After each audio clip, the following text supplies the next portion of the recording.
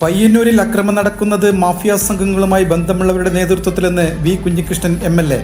ചെമ്മീൻ ഫാമിലെ ഷെഡ് കത്തിച്ച സംഭവത്തിലെ ദുരൂഹത നീക്കാൻ സമഗ്ര അന്വേഷണം വേണമെന്ന് CPM area secretary advocate P. Santhosh.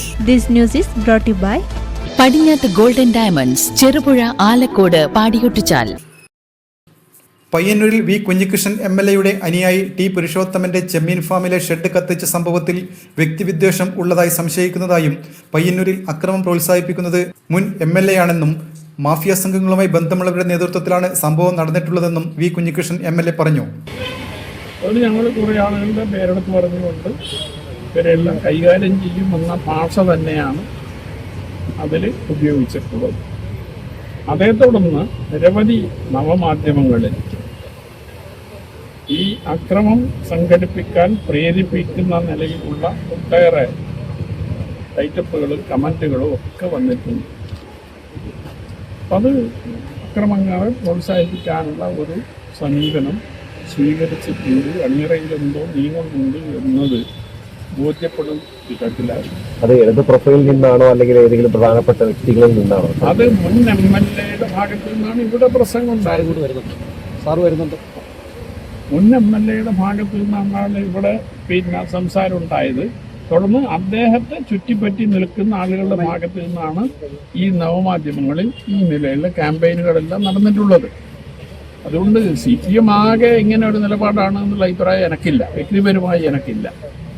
പക്ഷെ അതിൽ പെടുന്ന ഒരു വിഭാഗം, അത് പ്രത്യേകിച്ച് ഈ മാഫിയ സംഘങ്ങളുമായി ബന്ധമുള്ളവരാണ്.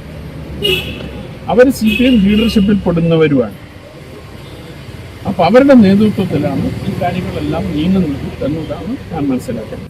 സംഭവത്തിൽ T. പുരുഷോത്തമൻ പയ്യന്നൂർ പോലീസിൽ വിശദമായ പരാതി നൽകി. ഇദ്ദേഹത്തിനൊപ്പം MLAയും ഉണ്ടായിരുന്നു.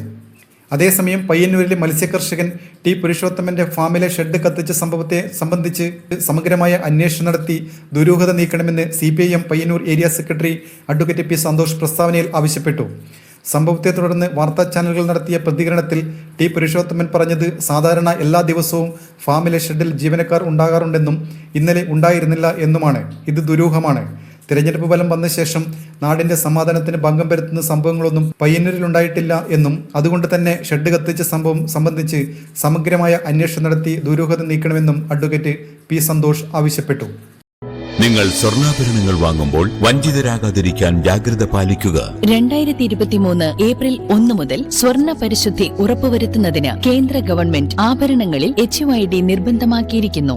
100% ആഭരണങ്ങളും HUID മുദ്ര ചെയ്ത മലയോര മേഖലയിലെ ഒരേയൊരു jewellery Padinjath golden diamonds, Cherupuzha, Alakode, Padiyottuchal. Wholesale division, Thrissur.